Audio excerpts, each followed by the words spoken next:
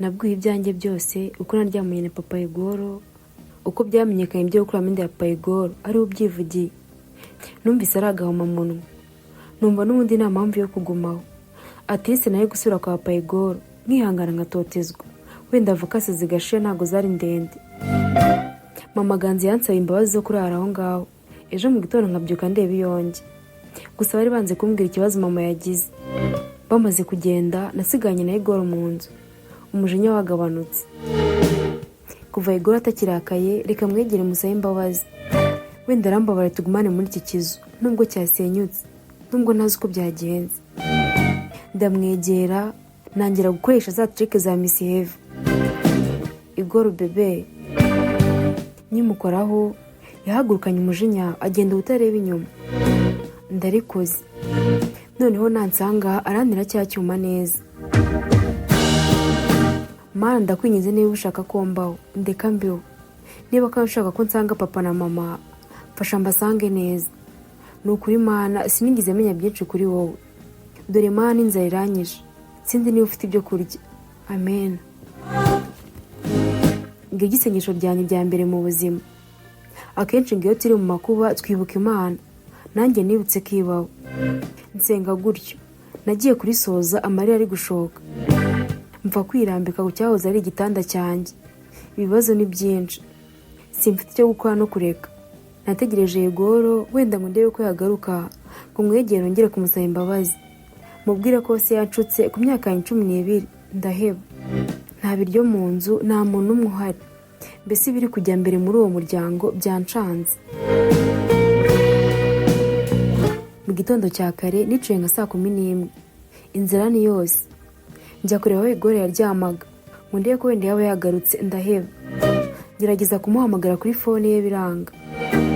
Njya hanze kwa wa mama waransaba imbabazi zo kuraraho, ngo wenda ngo ndebe ko yama ibiryo akanambwira ibijya mbere.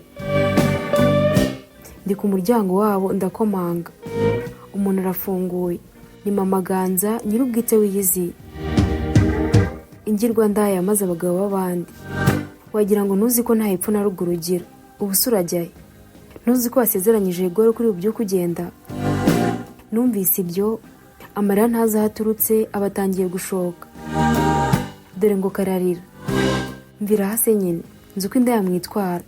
Genda nanjye mfite umugabo di, atakugirira impuhwe bikarangira umwigaruriye. Nk'ibisanzwe sinagiraga amagambo menshi, iyo umakaniye mbyumva kare. Naramwubashye, ngenda mu mahoro meza. Ninjira mu nzu mfata gitari yanjye. Sohoka vuba, ndi hano ngo mfunge inzu y'abandi. Kumbe yari yankurikiye. Oh my God, mbaye igicibwa. Umwanzuro wa nyuma wari ugusubira kwa papa Hugor, kureba niba yambabariye ibyabaye ku wa gatanu, wenda nkamara ibiruhuko iwe, nkazashaka aho njya kuba nyuma. Nkeka ko mwibuka ko byose byatewe na Jimmy. Nibutse ko nta mafaranga ya tike mfite, mpitamo kumuhamagara. Phone yanga gucamo, ndongera ngirajimije. Umwanzuro nta wundi kwari kugurisha phone nari mfite kugira ngo mbone uko ngerayo. Hari ku cyumweru, nayigushe n'umuhungu wari ugiye mu misa kuri paruwasi.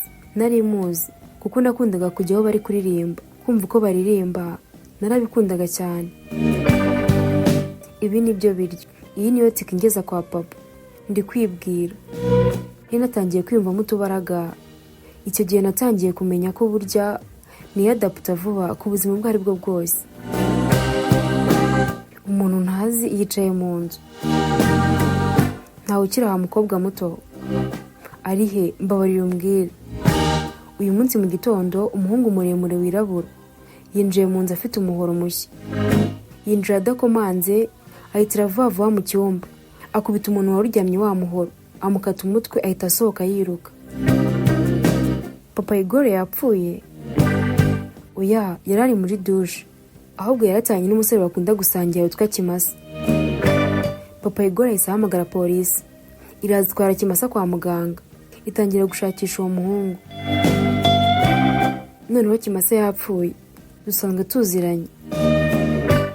Oya, ntabwo yahise apfa neza, ariko yavuye amaraso menshi, kubaho biri kure. mana yanjye, si koko mbaye wandi. Uzi ibitaro bariho? Ya, ibitaro byo mu mujyi hafi y'akarere. None se wowe urinde? Wajya ureba ibikureba agakobwa we?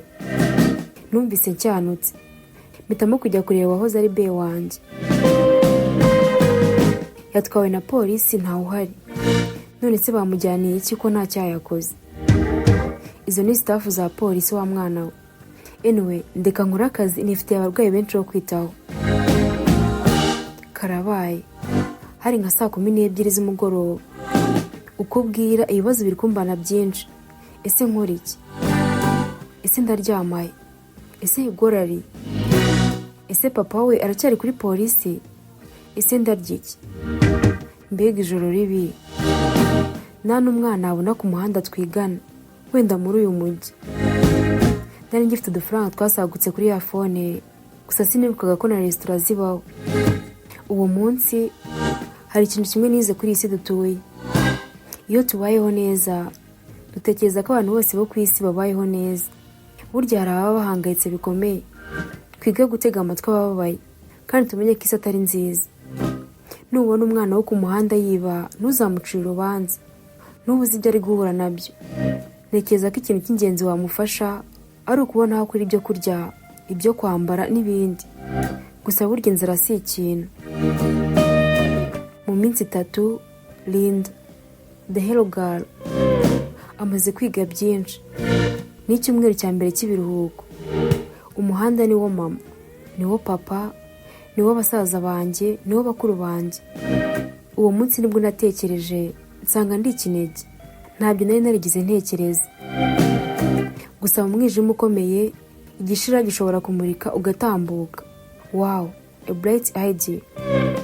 Ku muryango kwa Jimmy ndi gukomanga. Nubwo nagisa neza cyane, ariko ntarirarenga. Sindaba mubi cyane. Yakiye telefone imubwira ko amuharwaye cyane. None yagiye kumureba. Ashobora kuzagaruka amashuri atangiye. Bivuze ko Jimmy ntawe uhari. Hari umugani baca mu Kinyarwanda ngo uwarose naburinda buke. Uzacunge mu rugo, iyo korogati ishize, amavuta yo guteka arashira, isabune igashira, amavuta yo kwisiga nayo nuko. Nanjye ni nkuko byangendekeye. Iyo minsi yanyigishije kwihangana mu buryo nanjye nitunguye. Nari nahuye n'abana benshi ku muhanda babaye cyane. Urugero natanga ni nk'umwana w'imyaka 14 wanyakiriye. Yari yarabaye ku muhanda kuva ku myaka 5. Ku muhanda bamwitaga Gatoto. Niwe twabanye iminsi yose namaze ku muhanda. Natunguwe n'umutima we, abantu batamukekeraga. Namwigiyeho byinshi, nko kwiga kurwanya intambara ku giti cyanjye. Namaze kumenya ko nta muntu mfitiye impuhwe. Uyu munsi waba muri kumwe n'umuntu mwishimye, ukagira ngo ni mirere na mirere. Ejo akaguhinduka nk'uko Hugor na papa we byagenze. Kubera iki natekerezaga Jimmy, cyangwa wa papa Hugor polisi yatwaye? Kuki nakiga uko mbaho ibiruhuko byose ari njye wibeshejeho? Ikibazo n'amafaranga nari nsigaranye. Ngo ni guko nakibeshaho nyahereyeho. Nari nangiye kuba umuntu ufata imyanzuro ikakaye. Nagiye hafi y'ishuri kureba Nyirahihi, animatrice wacu.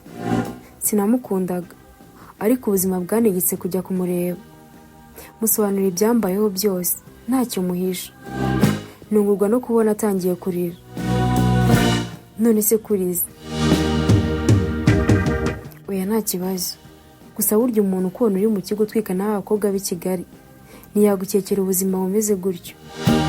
Anyway, hano mu kigo ushobora kuba utazi ko tujya dutanga akazi ku bana b'imfubyi badafite aho bajya mu biruhuko, guhinga imboga abanyeshuri bazarya mu gihembwe gikurikiyeho. Sinzi niba uko njye mbona witwara uri bwemera ako kazi no gukorana n'abana turuka mu miryango ikennye. Tubaha aho kuryama n'ibiryo byo kurya, mukabyuka mujya mu murima. Ikigo cyishyura amafaranga kashi cyangwa bakazahindura minerivare igihembwe gitaha, wowe uhitamo. Natekereje akanya ukuntu inzara imaze iminsi yarandiye. Ntekereza ubuzima bwa Gatoto twabanaga ku rubaraza rw'ikizu cyari kitaruzura. Ntacyari kumbuza kwemera. Gatoto yari afite n'imishinga ya danje. Nagombaga gukorera amafaranga nkazajya kumufasha nk'uko yamfashije. Linda, icyamamare, umwana uri sexy mu kigo bakunda kandi batinya, agiye guhinga imboga, ibintu ntigize ndota mu buzima. Wallahi Miss Hero nawaje guhinga imboga wizana imiteta hano Claude, ibyo bakumukene Babuloni bya no kumukene Babuloni, kandi umwana w'umwami ashobora guhinduka umusabirizi, byose ni ikibazo cy'igihe.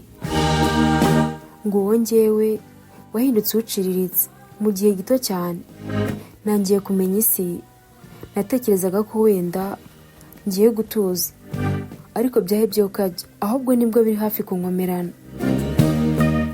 Reka duhure muri episode ya 13. Njye wumvaga ni Jojo 12, naho ubutaha Imana ibarinde.